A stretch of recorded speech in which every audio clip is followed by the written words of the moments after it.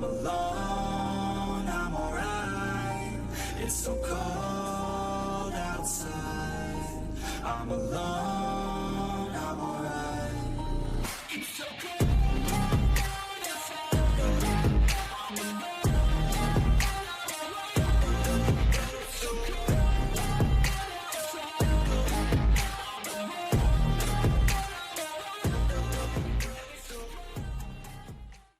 Hi everyone, Chef Zab here. I want to start with this is my very first video in English, so I'm gonna try to hide my French accent and to give you my best British impression so everybody can understand what I'm talking about. But anyway, I really want to share this build with you because this is an extremely powerful build.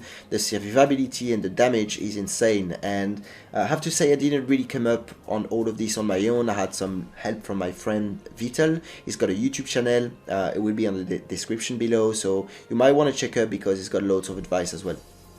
So this build is very powerful. I'm going to show you everything in this video: components, support, gears, how to build up your 5 buff that you need to reach this 76,000 damage per hit of melee per tick. So that's insane for GM3.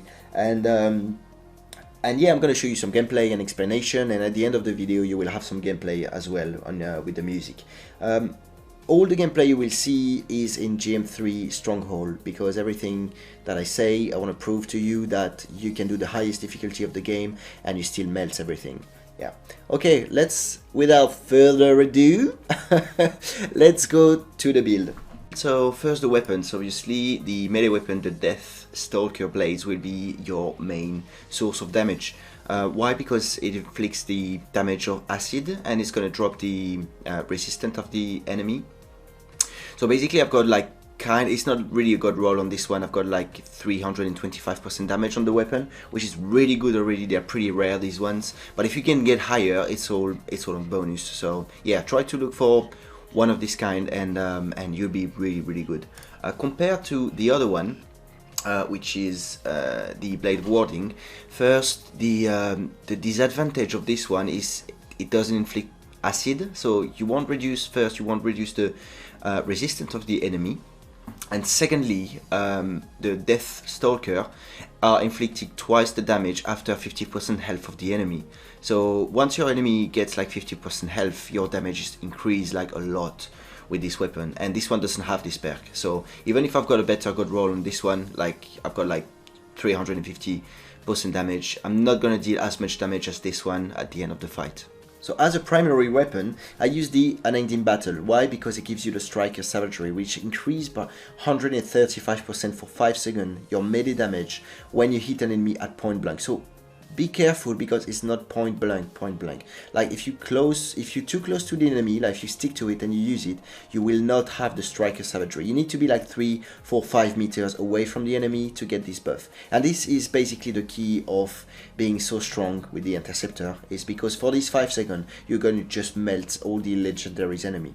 I've got good perks on it on this one, but I would have definitely preferred to get more armor, or like my damage on the javelin maybe, because I'm not really using this gun for damage, I'm using it for the Striker Savagery. So my secondary weapon, I have the Great Diver equipped, but I'm not using it for his abilities, I'm using for the inscription here. So you see I've got 25% damage, 21% damage and 10% force. So this is, you can equip whatever weapon. If you struggle with armor, you can just put like a gun with like 90% of armor, so it doesn't really matter. This is only for the inscriptions. I'm never going to use the secondary weapon here. So on the Assault system, you want to use the Serpent's Veil, definitely, because it's giving you a 200% increase acid damage for 10 seconds every time you touch an enemy. So every time you're going to go to contact to an enemy, every time you're going to fight, you're going to have this buff on. And this is 200% acid damage, and your main melee weapon is doing acid damage. So this is definitely a must go. On this one, you really want to look for gear charge, basically, because I can just spread the acid everywhere, so it will help with my teammate, basically. So if I've got loads of enemy around, I can just spread the acid everywhere. But otherwise, gear damage is not dealing a lot of damage. So yeah, the gear charge is definitely the must-have. So here on the strike system, you want to use the sudden death. Why? Because if you use it properly, like, I mean, if you're on top of the enemy, you launch a grenade of acid, and then you launch your support, and then you fall onto the enemy with this ability, it gets a huge explosion damage or fire. So first you got the combo, then you got the fire, and then also it makes the enemy faint as well. They fall on the floor, so it makes them stop from attacking you. So that's really a great ability for that. So the support system you want to use for max damage is the Slayer's Furor. So it's basically like a disease that you're spreading. So every time you launch it, it will spread into all the enemies in the area and reducing their resistance. And also every time you kill an enemy, it will spread to another one. So that's a huge buff for not just you, but also all your teammates around. So in terms of component, just want to be clear that the only Interceptor components that you must have is the Way of the Bold. That's the only Interceptor component that you need. All the rest is universal components. So basically this one is your healing component. So every time you're going to kill an enemy, it's going to heal you for 40% of your life. So that's pretty a must, because you will take so much damage in GM3 that you will need a source of healing. Yeah. After, what you need into universal components is the Bloodlust, definitely, because it's going to increase your melee damage for 75% for 10 seconds every time you kill an enemy. That's a must as well, to increase the damage. And if you can, try to farm one with melee damage. So I've got 45% there and 25% force, so that's pretty good components. I'm keeping it, but I'm trying to find better. The Symbiotic Surge will help you to increase your armor, obviously, and it will also increase your damage by 50% every time you get a repair pack. So every time you kill a little enemy, there is usually a repair pack falling on the floor, and you're usually missing some armor, so you heal yourself, you get 50% damage for 10 seconds. That's also a really helpful component. And I also got 55% melee damage. The Soften Blows is not a must-have, but it helps because every time your shield runs out, you got damage resistant for 75% for 5 seconds. And trust me, in Gem 3, your shields is never here.